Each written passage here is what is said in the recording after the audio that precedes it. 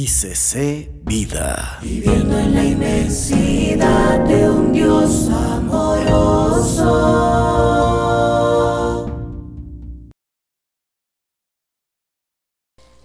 Vamos a Juan capítulo 9.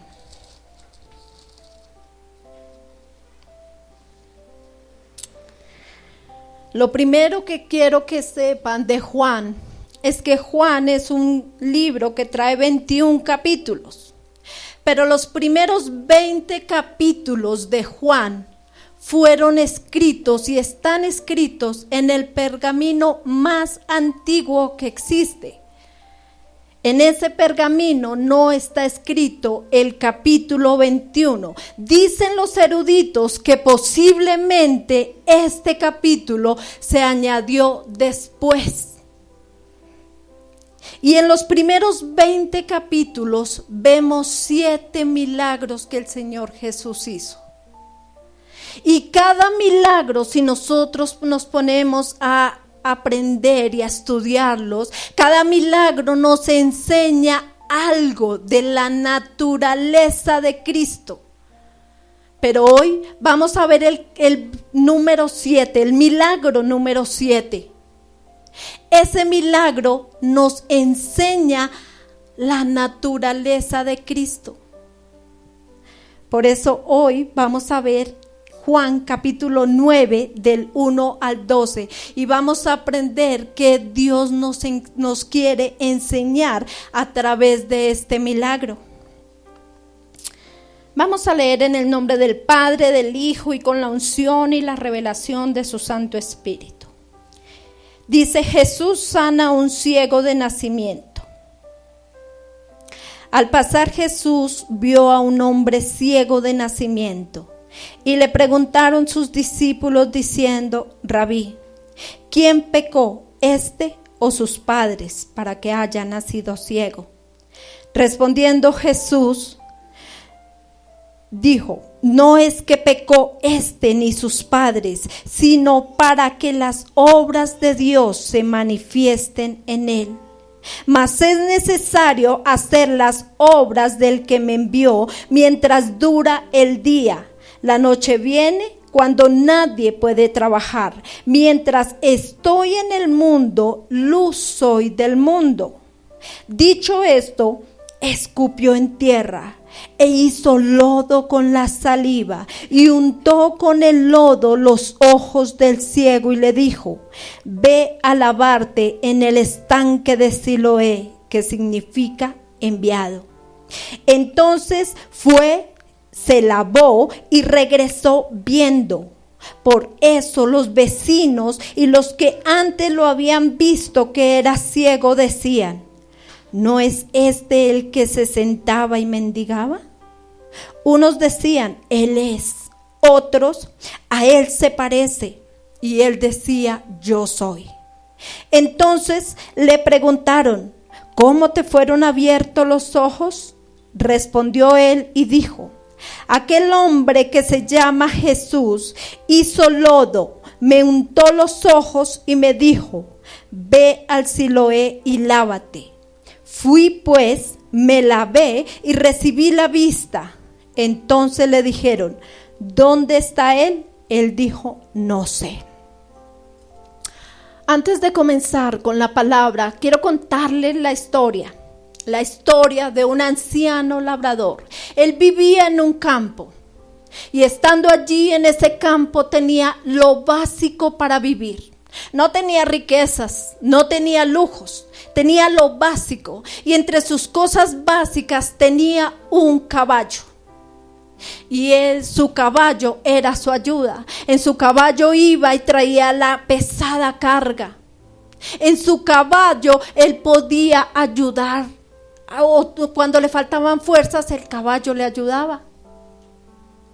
Y una noche, estando allí durmiendo, cayó una lluvia y empezó a tronar, y esos truenos eran tan fuertes que el caballo se asustó y huyó. El caballo huyó y a la mañana siguiente el campesino fue a buscar su caballo y no lo encontró. Los que habitaban en el pueblo se quedaron mirándolo y le decían: qué mal, qué desgracia, que el caballo, el único caballo que tenías, no está contigo.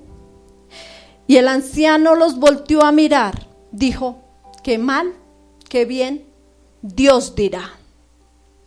Después pasaron muchos días, y el pobre anciano tenía que hacer más esfuerzo de lo que era necesario. Pero llegó su caballo nuevamente, y con él traía una manada de potros salvajes. Ya no tenía uno, sino tenía muchos. Entonces los del pueblo, cuando lo vieron, le dijeron: qué bien, qué alegría, uy, qué bendición. Si ve, hermano, era para usted la bendición. Pero el anciano dijo: qué bien, qué mal, solo Dios dirá. Estando allí, su hijo le dijo: papá, déjeme ayudar y déjeme domar esos caballos. Empezó a enseñarle, y eran salvajes, lógicamente. Empezó a enseñarles y estaba enseñándoles cuando un potro sacó y le dio una patada y el muchacho cayó. Al caer el muchacho y al recibir ese impacto, su pie se fracturó y lo llevaron al hospital y le tuvieron que enyesar el pie. Un yeso es de meses, no es de días, es de meses.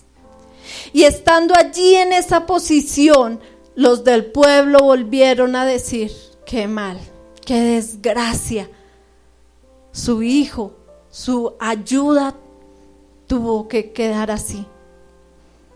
Entonces el anciano los miró y los volvió a repetir: qué mal, qué bien, solo Dios dirá.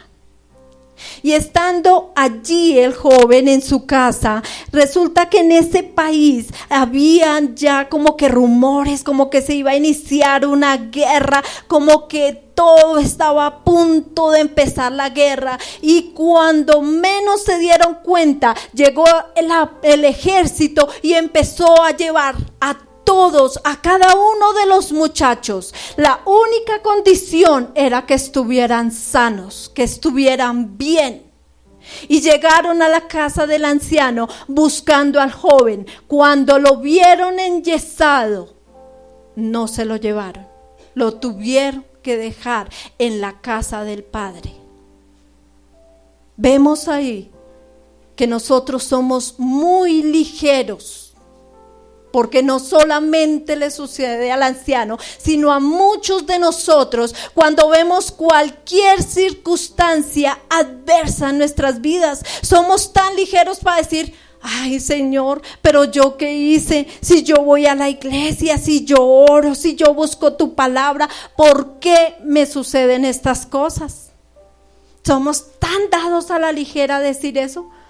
Pero mire que el que decide si es de bien o de mal es Dios. Nosotros no debemos simplemente tomar a la ligera eso y esperar y recordar lo que dice la palabra, que a todos los que le aman a Dios, ¿qué? Todas las cosas les ayudan para bien. Eso es lo que nosotros tenemos que tomar. No importa la decisión, no importa el momento, la situación, tenemos que recordar esa palabra. Y volviendo al pasaje, vemos en el versículo, leamos el versículo 1 y el versículo 2, dice: al pasar Jesús vio a un hombre ciego de nacimiento y le preguntaron sus discípulos diciendo: Rabí, ¿quién pecó, este o sus padres, para que haya nacido ciego? Pero ¿a qué se debía esa pregunta? ¿Por qué los discípulos o muchos de los que estaban ahí se estaban preguntando esto? ¿Por qué nació ciego? ¿Quién pecó, él o sus padres?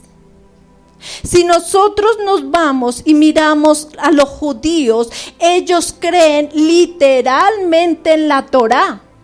Ellos no es lo que me diga el vecino, lo que diga el tarot, lo que diga Pepinito o cualquiera. No, Ellos creen en la palabra de Dios y todos sus fundamentos están en la palabra de Dios.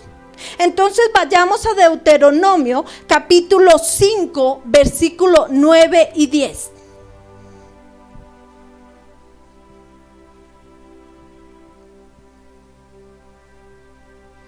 Dice: no te inclinarás a ellas ni las servirás, porque yo soy Jehová tu Dios fuerte y celoso, que visito la maldad de los padres. ¿Que visito qué? La maldad de los padres. Dice, sobre los hijos hasta la tercera y cuarta generación. Eso es, por eso preguntaban ellos, que si él o sus padres, porque ahí nos está hablando de los padres. Ahora vayamos a Deuteronomio capítulo 7, versículos 9 y 10.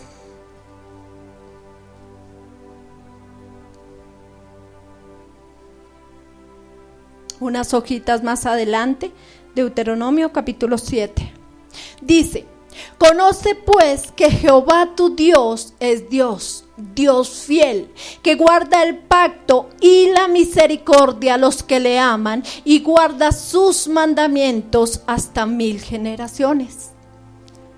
Y que da el pago en persona. ¿A quién?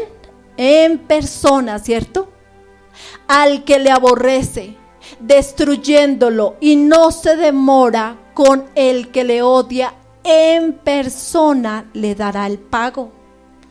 Entonces de ahí esa pregunta: ¿quién pecó? ¿Él o sus padres? Porque la Torá les estaba enseñando que si había una enfermedad era porque había una maldición. De ahí muchos dicen de las maldiciones generacionales. De ahí viene también esa enseñanza. Porque los judíos realmente creían eso. Pero Dios, ¿qué dijo? No. Él dijo no. Porque Dios no es un Dios que actúe exactamente igual. Si Dios actúa conmigo de una forma, con ustedes actúa de otra forma totalmente diferente. Dios no es un Dios que se encapsula y que todas las formas son iguales. Recordando una vez, cuando nosotros con mi esposo estábamos empezando el evangelio,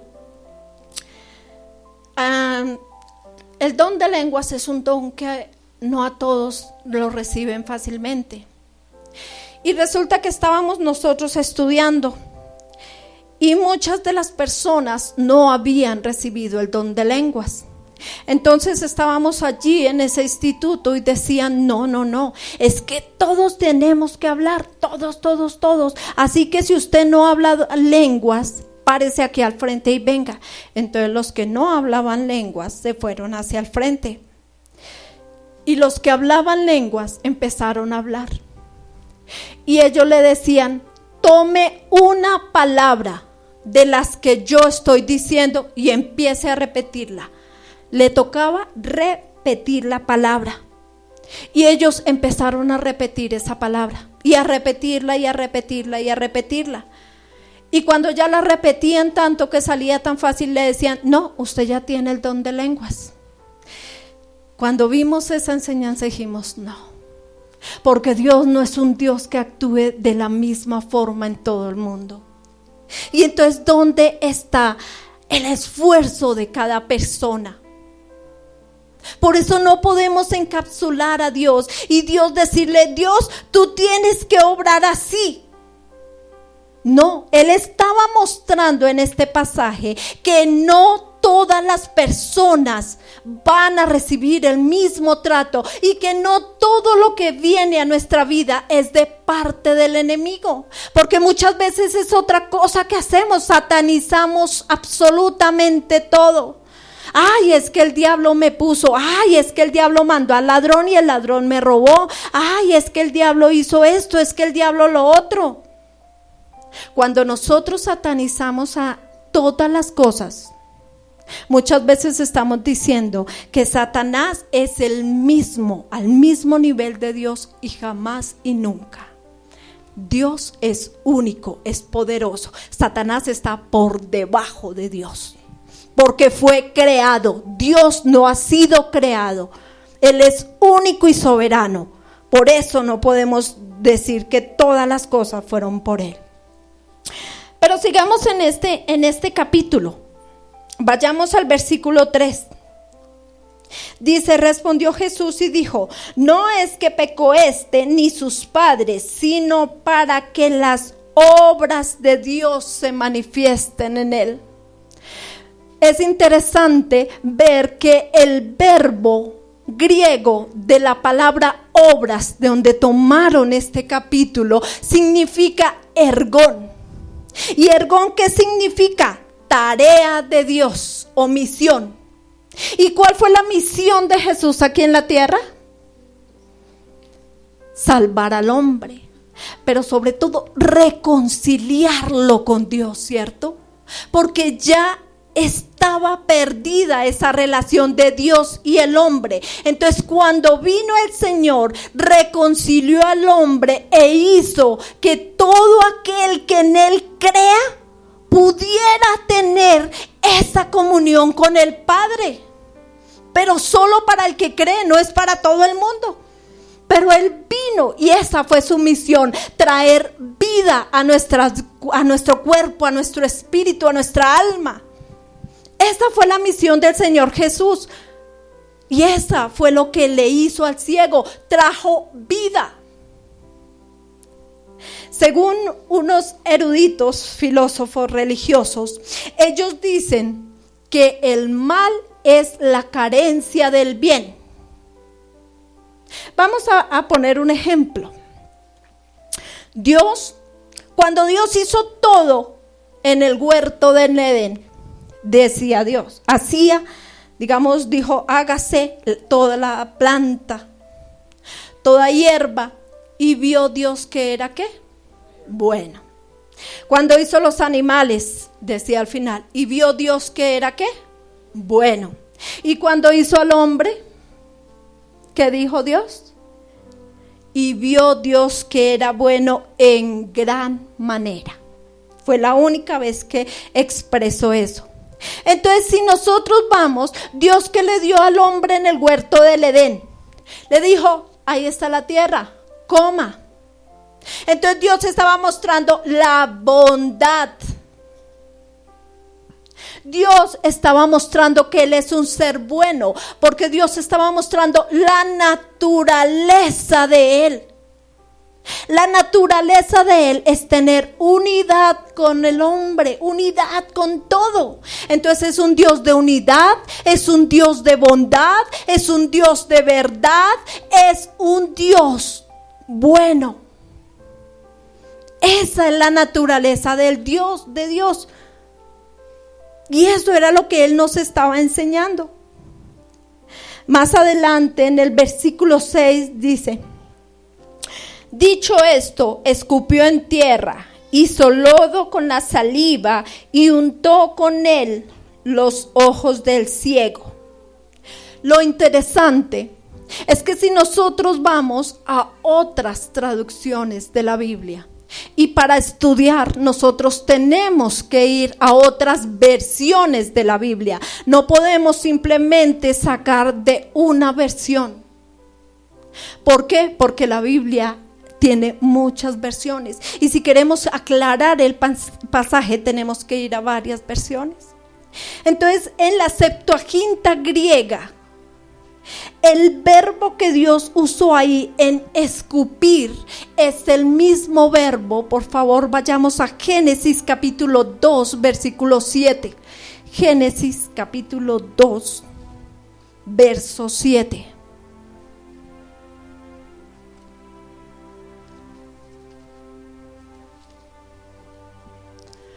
Dice, entonces Jehová Dios formó al hombre del polvo de la tierra y sopló en su nariz aliento de vida, y fue el hombre un ser viviente. llama la atención que el mismo verbo que usó cuando dice Jesús escupió, cuando escupió Jesús, es el mismo verbo que se utilizó en este pasaje cuando dice Dios sopló. Es exactamente el mismo. ¿Y qué nos está enseñando Jesús? Nos está enseñando dos cosas. La primera, que nosotros somos seres finitos, somos seres vulnerables, somos seres limitados. ¿Por qué? Porque venimos del polvo de la tierra, de la naturaleza. Eso nos está enseñando Jesús. Y la segunda cosa que nos enseñó es que Él ha plantado eternidad en el corazón del hombre, tal como lo dice su palabra.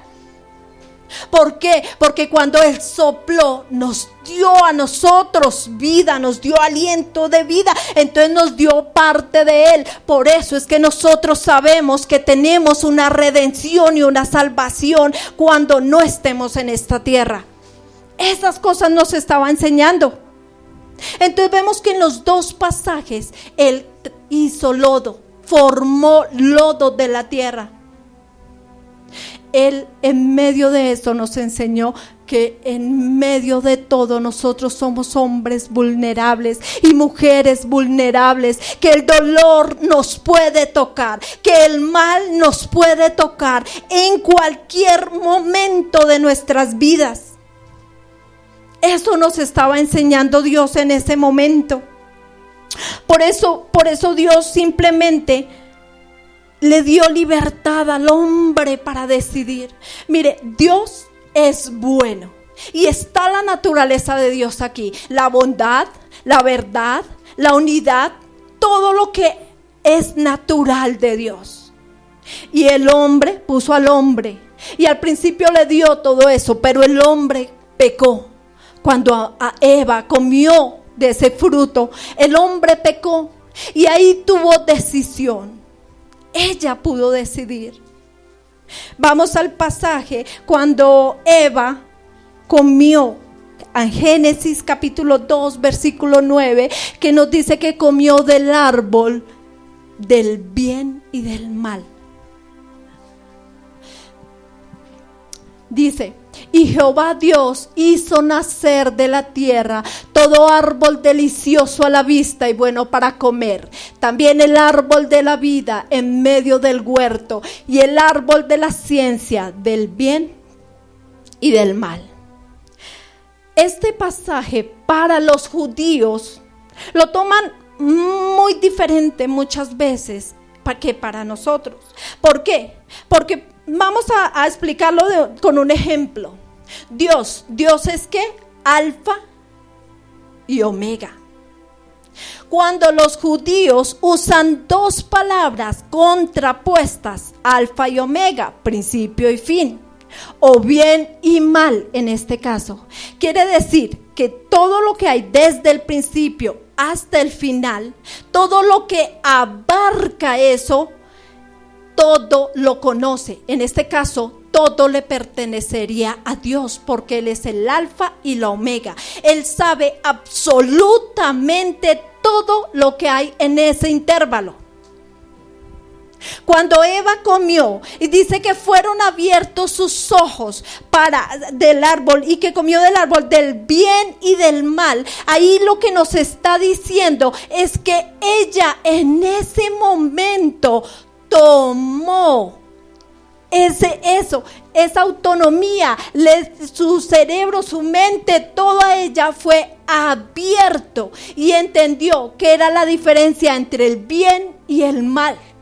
En ese momento tomó autonomía moral.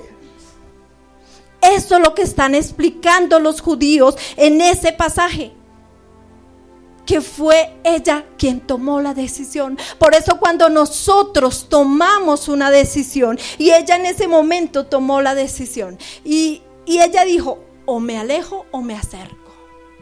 Lo mismo pasa cuando nosotros pecamos, tomamos decisión.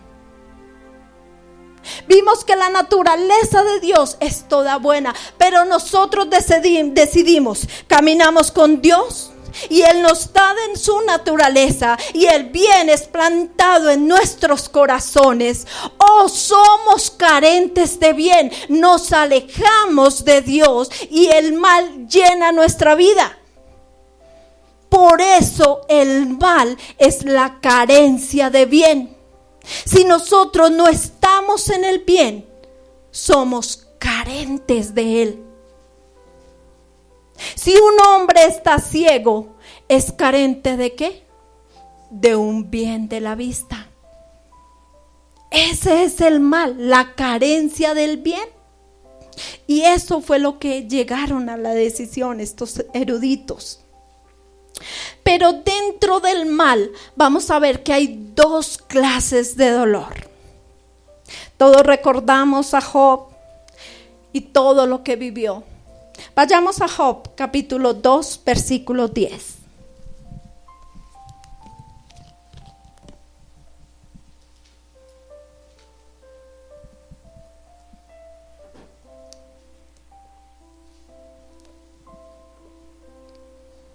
Job, capítulo 2, versículo 10.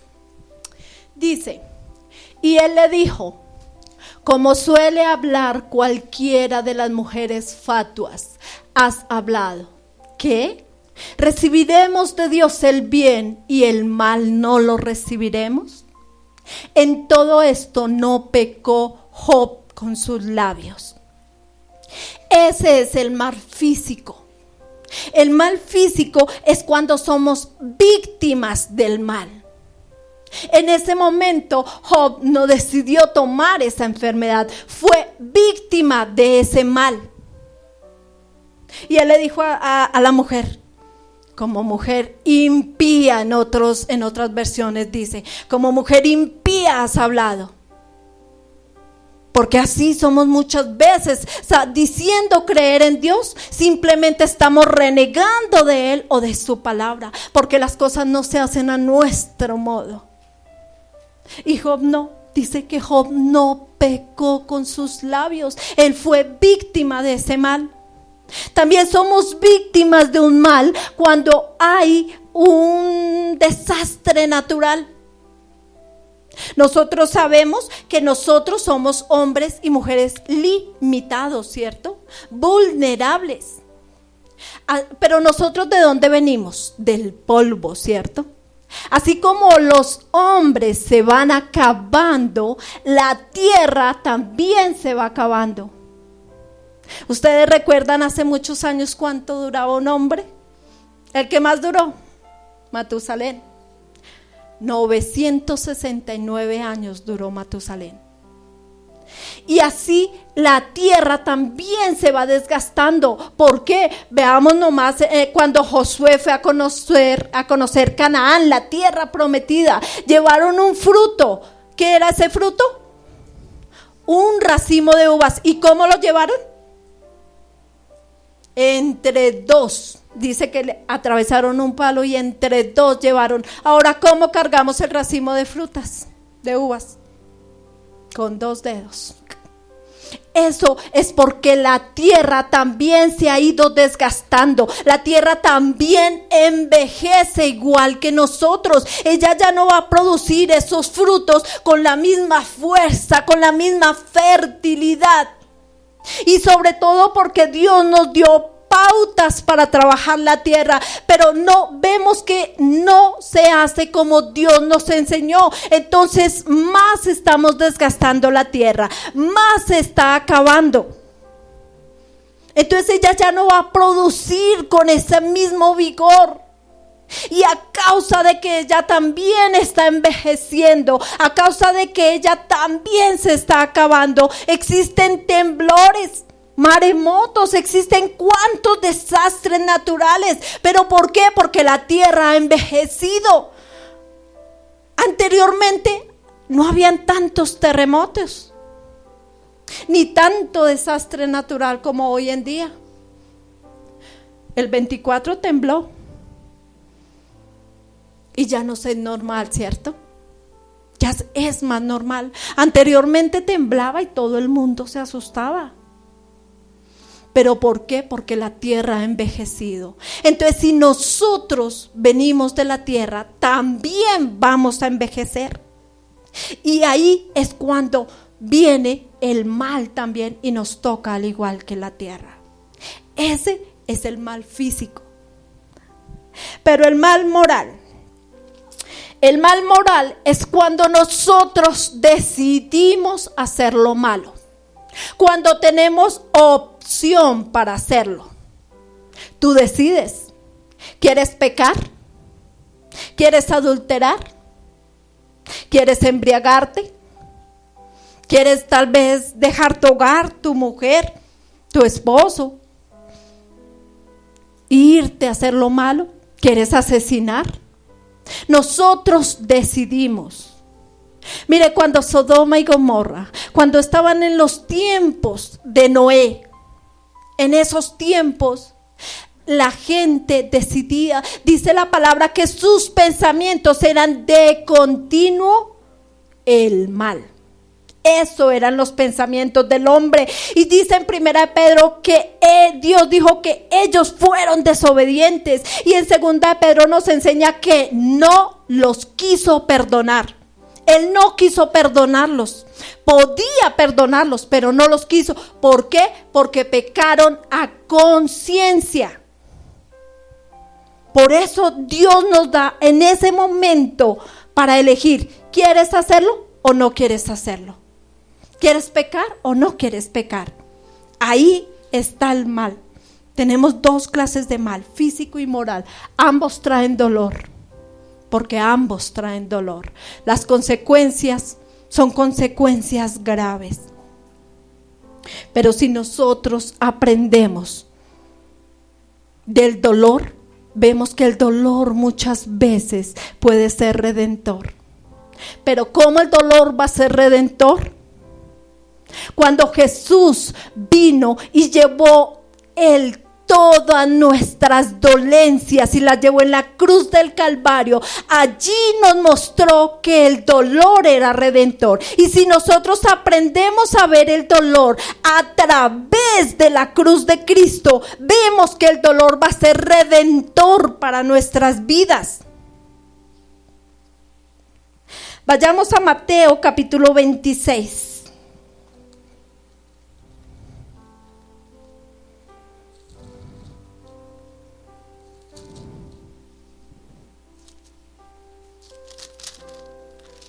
Vamos a leer desde el versículo 36 al 46.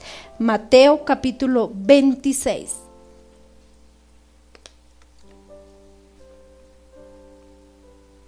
¿Ya todos se encontraron? Bueno, dice: Entonces llegó Jesús con ellos a un lugar que se llamaba Getsemaní. Y dijo a sus discípulos: Sentaos aquí entre tanto que voy allí y oro. Y tomando a Pedro y a los dos hijos de Zebedeo, comenzó a entristecerse y a angustiarse en gran manera. Entonces Jesús les dijo: Mi alma está muy triste hasta la muerte. Quedaos aquí y velad conmigo. Yendo un poco más adelante, se postró sobre su rostro, orando y diciendo: Padre mío, si es posible, pasa de mí esta copa, pero no sea como yo quiero, sino como tú. Volvió luego a sus discípulos y los halló durmiendo, y dijo a Pedro: ¿Así que no habéis podido velar conmigo una hora? Velad y orad para que no entréis en tentación. El espíritu a la verdad está dispuesto, pero la carne es débil. Otra vez fue y oró por segunda vez diciendo: Padre mío, si no puedes pasar de mí esta copa sin que yo la beba, hágase tu voluntad. Volvió otra vez y los halló durmiendo, porque los ojos de ellos estaban cargados de sueño.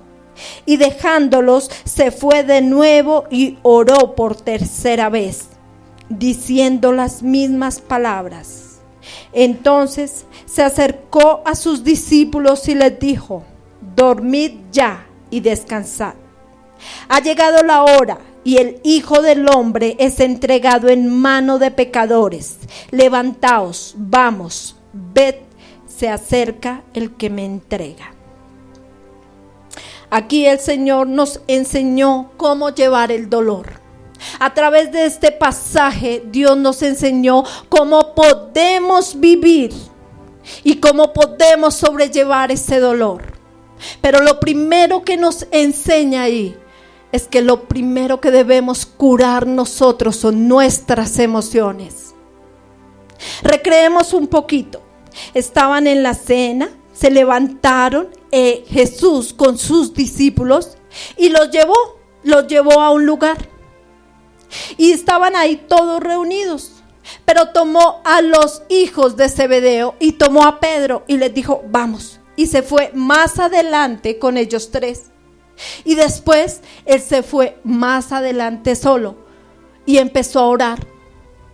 Pero él empezó a orar y todavía no había venido el dolor, todavía no lo habían apresado, todavía no había empezado ese martirio, sino que fueron sus emociones las que empezaron a batallar dentro de él. Esas emociones que muchas veces batallan dentro de nosotros y como que queremos hacer algo, pero como que el miedo no nos deja, como que queremos seguir a Cristo, pero como que el mundo nos llama la atención.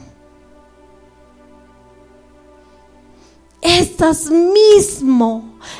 misma batalla, esa misma lucha la estaba sintiendo Jesús en este momento. Recordemos que Jesús era Dios y bajó a esta tierra y fue hombre igual que nosotros. Entonces él era vulnerable, era limitado.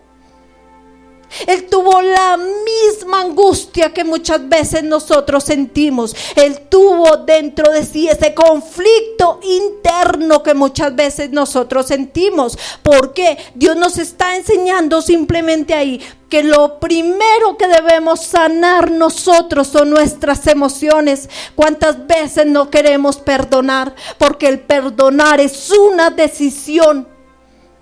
¿O cuántas veces no queremos hacer algo? ¿Cuántas veces decimos no queremos seguir? Porque en nosotros batalla ese sentimiento. Y Dios nos está enseñando allí que lo primero que debemos sanar son las emociones. Pero dentro de esta etapa del dolor vamos a ver 4 etapas. 4 etapas dentro del proceso del Getsemaní. Vayamos al versículo 36 al 38. Dice, entonces llegó Jesús con ellos a un lugar que se llama Getsemaní y dijo a sus discípulos, sentaos aquí, entre tanto que voy allí y oro. Y tomando a Pedro y a los hijos de Zebedeo, comenzó a entristecerse y a angustiarse en gran manera.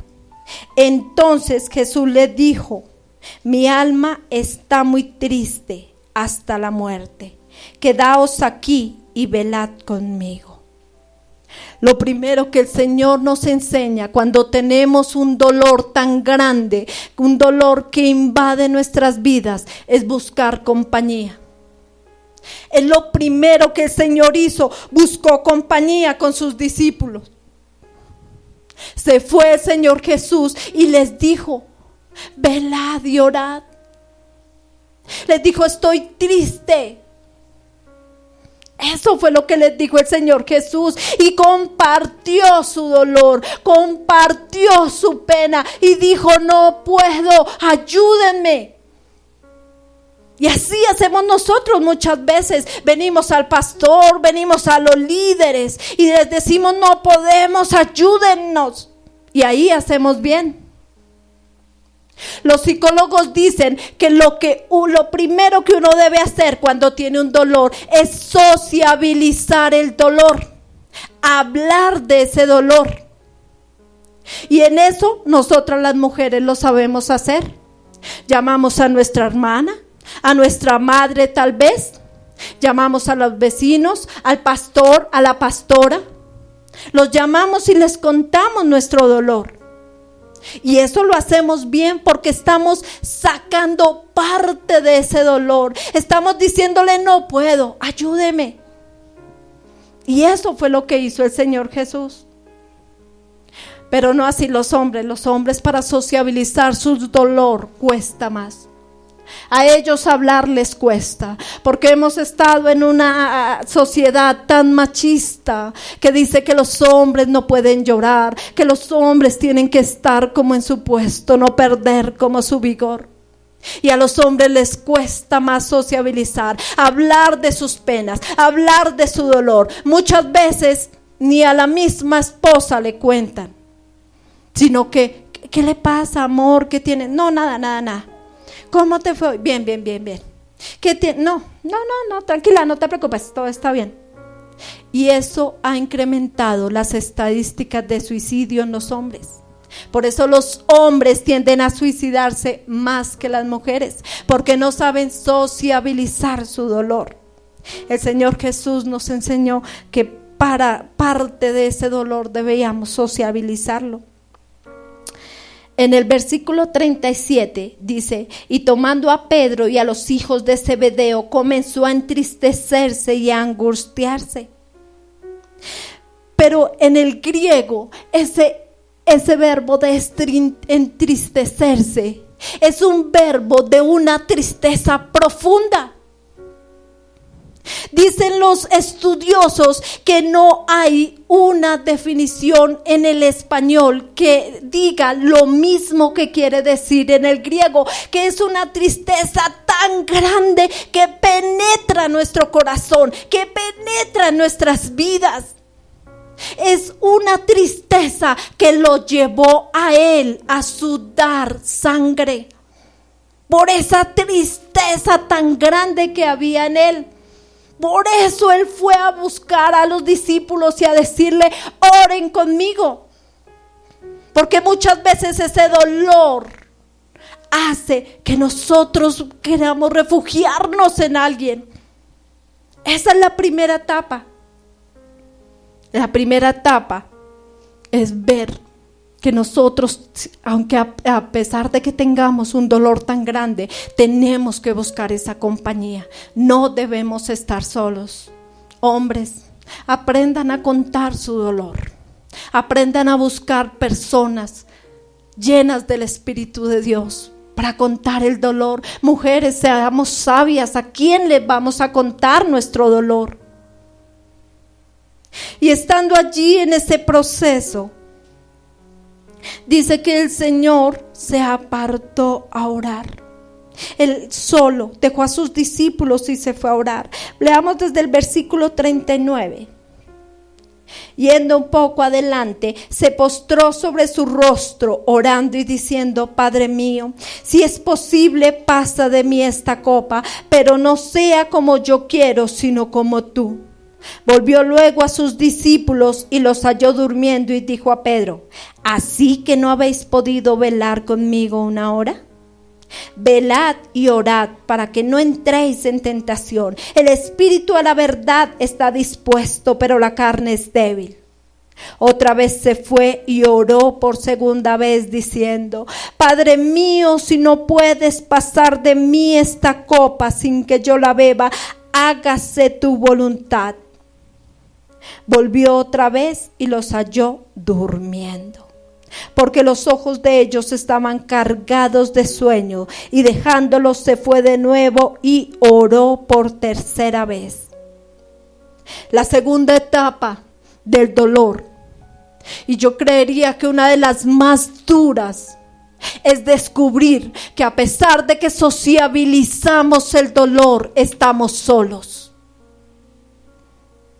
Porque usted puede hablar y decirle a la persona que esté ahí al lado suyo y contarle, llorar, pero esa persona no va a sentir exactamente lo que usted está sintiendo. Hay una etapa, un momento en ese dolor que usted siente que está solo. Eso le pasó al Señor Jesús. Recuerde que el Señor Jesús era vulnerable y Él sintió lo que nosotros sentimos. Y cuando llegó la primera vez y los vio durmiendo, Él sintió tristeza, sintió dolor. Que ver que sus discípulos, aquellos que habían caminado con él, aquellos que habían visto su proceso, no entendían el sufrimiento tan grande que él iba a tener en la cruz del Calvario y no lo podían acompañar. Por eso le dijo a Pedro: ¿no habéis podido velar ni una hora? Le hizo como un reclamo.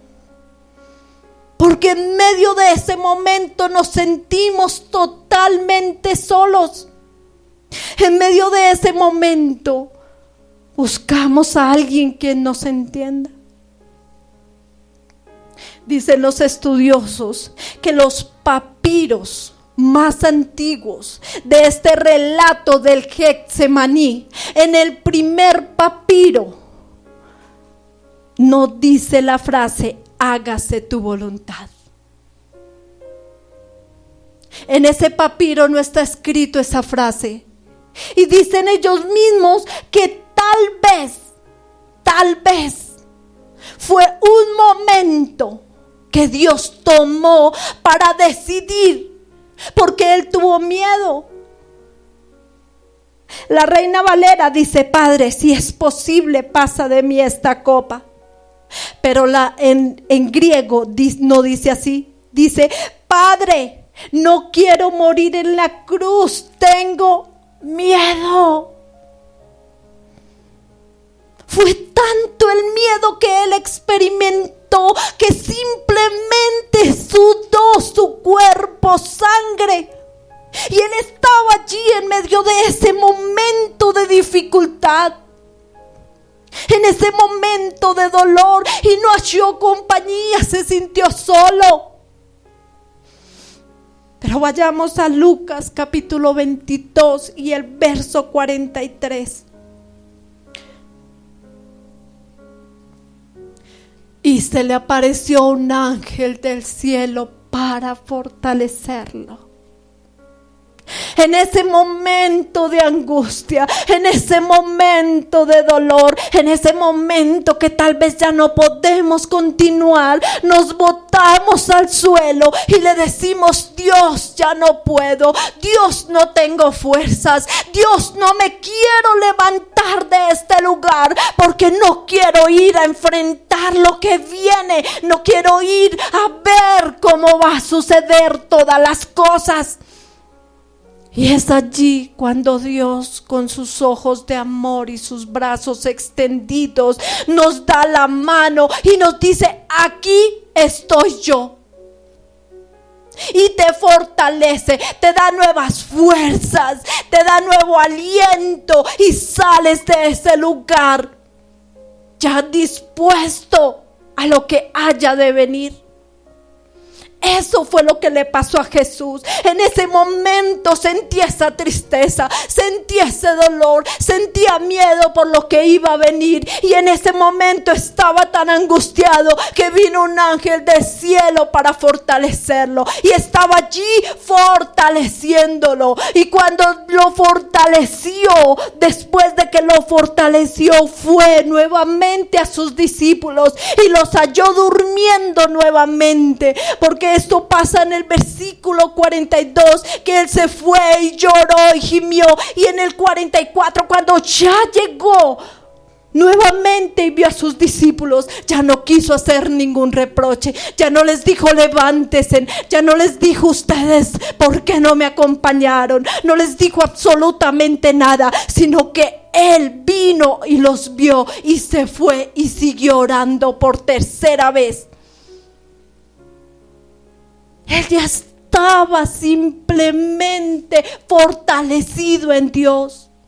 Muchas veces eso es lo que necesitamos, ir a Dios para que nos fortalezca. Porque no sé cuál es su dolor, no sé cuál es el mal que tenemos hoy, porque muchos tienen necesidades o dolores diferentes. Pero Dios lo que nos está enseñando es que vayamos a Él, es que le entreguemos ese dolor a Él y que Él sea el que nos fortalezca en ese momento. Allí en ese momento, cuando estaba ya derrotado, tal vez se sentía tan angustiado, porque en medio de nuestra vulnerabilidad podemos sentirnos derrotados. Y cuando tal vez estaba en ese proceso de ¿qué hago? Porque como humanos podemos desfallecer y Él fue humano. Él pudo haber desfallecido en ese momento. Pero después de que fue fortalecido, tomó una decisión. Esa es la tercera etapa del dolor. Hay que tomar decisiones en medio de las dificultades. Los psicólogos o la psicología nos enseña que no deberíamos tomar decisiones en ese momento. Nos dice que nuestra cabeza no está funcionando como debe funcionar. Entonces no podríamos tomar decisiones en ese momento. Pero en muchas oportunidades nos toca. Es el momento de decidir. Cuando mi hijo pequeño tenía como 1 año y medio, le dio una enfermedad bastante dura. Los médicos le dijeron que tenía púrpura. No sé cuántos sepan, pero esa enfermedad es tan grave que los glóbulos rojos y blancos se atacan entre ellos mismos. Y mi hijo lo hospitalicé. Y allí empezó a sentirse mal, empezó a sentirse peor. Y yo en medio de mi angustia, en medio de ese dolor, fui a los pies de Jesús y lloré. Y clamé y le dije: Señor, no me des un hijo si me lo vas a dejar enfermo. Y para tu honra y para tu gloria, sácalo adelante. Y si no lo vas a dejar bien, prefiero que te lo lleves. Y se lo entregué en manos de Él. Y le dije: Señor, así lo ame porque es mi hijo. No lo quiero, Señor, llévatelo. No permitas que siga sufriendo. Y con mi esposo tomamos una decisión. La decisión de no dejarlo más en el hospital porque lo estaban martirizando. Era un niño de 1 año y medio y sus venas estaban todas brotadas y negras a causa de tanta aguja que le estaban enterrando. Y le dijimos: no más, saquémoslo de acá. Y lo sacamos.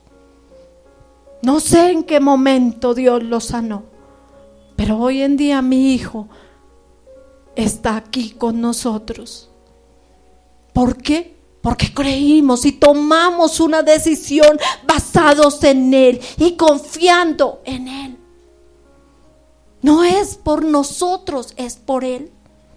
Y esa fue la decisión que tomó Jesús. Jesús dijo: voy a la cruz y muero allí en la cruz del Calvario, porque Él vio cuántos millares y millares de personas iban a ser salvas a través de ese dolor, a través de ese sufrimiento. Sí, Él sabía que su piel, literalmente su cuerpo, iba a ser molido. Totalmente molido. Y eso tenía miedo, pero Él, cuando toma esa decisión, simplemente va y dice: aquí estoy. Démonos cuenta que cuando Jesús fue a la cruz, ya no tenía ese dolor que Él sentía. ¿Por qué? Porque ya había tomado la decisión. Muchas veces nosotros, la falta de tomar una decisión crea en nosotros una angustia, una desesperación. Pero cuando tomamos la decisión y decimos: sí, vamos a ir por este camino, vamos a hacer esto, vamos a hacer lo otro, trae paz a nuestras vidas. Y eso fue lo que pasó en la vida de Jesús. Tomó esa decisión. A nosotros muchas veces, cuando tenemos que tomar una decisión frente al pecado, muchas veces queremos tomar decisiones fáciles, decisiones rápidas, decisiones que pase este momento y ya. Eso es lo que queremos evitar, el momento. Pero ahí es donde tenemos que tener cuidado, porque muchas veces esas decisiones fáciles o rápidas a la larga van a traer peor consecuencia. Jesús hubiera podido decir: yo no muero en la cruz. Aquí me hacen rey. Tengo una vida tranquila, porque Él era Dios. Y no haber podido morir en la cruz. Pero ¿qué más adelante? Al ver a millares y millares de gente que moría, hubiera podido tener la paz y la tranquilidad. No hubiera podido. ¿Cuántas mujeres abortan? En el momento toman una decisión errónea y en toda su vida eso es carcoma para sus huesos. Trae dolor a sus vidas. Porque muchas veces las decisiones fáciles no son las mejores. Muchas veces las decisiones difíciles son las que nosotros debemos tomar. Porque hoy en día sí se ve tomar decisiones fáciles y rápido, pero las difíciles no. Que con el que me casé ronco, me separo. Que no sabe cocinar con la que me casé, me separo. Y todo es separación. ¿Ve usted los jóvenes? Y la mayoría de jóvenes vienen de padres separados. ¿Por qué? Porque han tomado decisiones fáciles, decisiones que no les cueste. Nosotros debemos que aprender a tomar decisiones sabias que nos lleven a la meta donde queremos realmente llegar. Eso es lo que nosotros debemos tomar.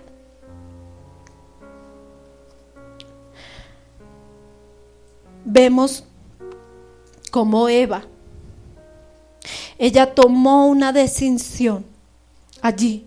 Cuando vio el fruto prohibido, tomó una decisión. Y la decisión que ella tomó fue morder, comer de la fruta prohibida. En ese momento, para ella el pecado se le presentó como un bien subjetivo, algo que iba a suplir una necesidad. Y eso pasa con el pecado. Muchas veces viene a nosotros para suplir una necesidad, una falta de afecto, una falta de dinero, cualquier necesidad que tengamos. Dice Maradona, contando su testimonio, que cuando él empezó en los caminos de la droga, él vio que cuando fumaba la droga, simplemente como que suplía esa necesidad, como que sentía alivio, como que sentía algo tan bonito, que él empezó a consumirla. Ese es el pecado se presenta como un bien subjetivo. Usted empieza, no, porque es chévere, porque me gusta, porque no sé qué, empiezan, y allá y la fiesta y todo, porque les parece bueno. Pero después, cuando muestra la otra cara, el pecado se presenta como un mal objetivo. ¿Por qué? Porque nos daña a nosotros directamente. Maradona dijo, quise dejar la droga, pero ya no pude.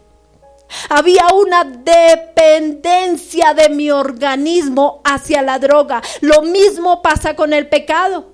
Si tú empiezas a pecar la primera vez, dice, no hay consecuencias. Dios no me dijo, no me hizo nada a raíz de que pequé. Y viene después las consecuencias, familias destruidas, hijos en la calle, drogadictos, vueltos nada. Aún nuestra propia vida. Esas son las consecuencias de haber tomado esa mala decisión, porque simplemente algo se ve apetitoso por el momento. Jesús nos enseñó que no todas las decisiones son fáciles y que son difíciles. Vayamos al versículo 43 y 44.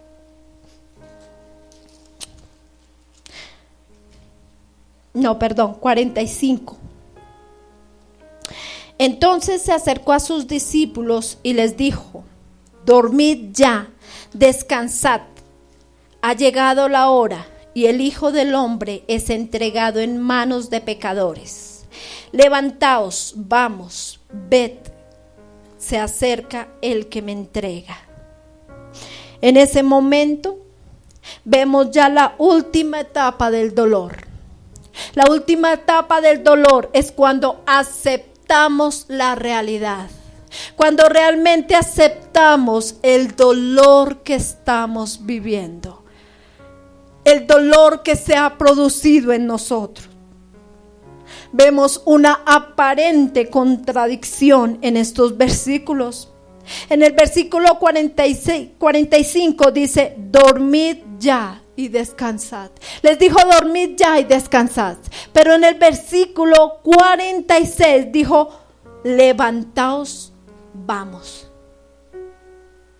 En algunas versiones se habla de que en la primera frase, cuando dice dormid ya y descansad, es una frase irónica. No es que les dijo: sí, vayan, acuéstense. No, es una frase irónica. Otros dicen: seguid, otras versiones decían: seguid durmiendo todavía. Eso es lo que tenemos que aprender. Que nosotros ya después que la persona ha vivido esa etapa, esa persona nos enseña a nosotros. Esa persona ya no va a estar con ese dolor, esa persona ya no va a estar con ese sufrimiento en su vida, sino van a recibir ese dolor y a aceptarlo y a estar tranquilos.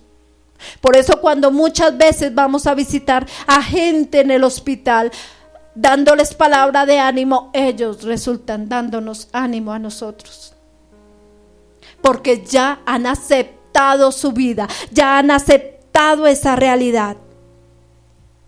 Y si nosotros miramos y aprendemos esa etapa del dolor a través de la cruz de Cristo, vamos a aprender que el dolor que nosotros llevamos, cuando lo vemos a través de la cruz de Cristo, Él fortalece nuestras vidas para seguir adelante. Él nos da fuerza.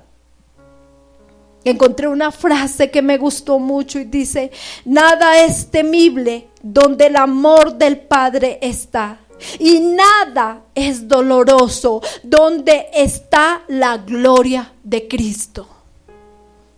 Qué realidad tan grande es esa.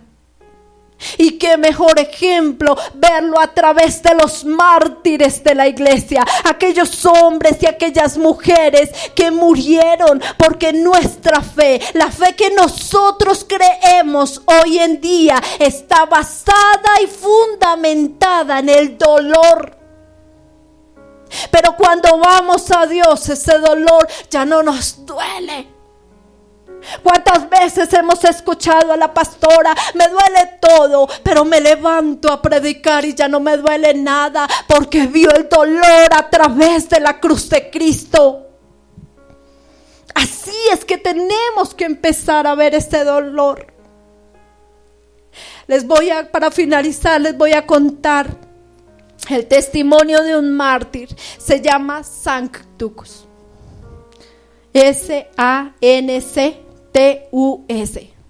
Si alguien lo quiere buscar y leer.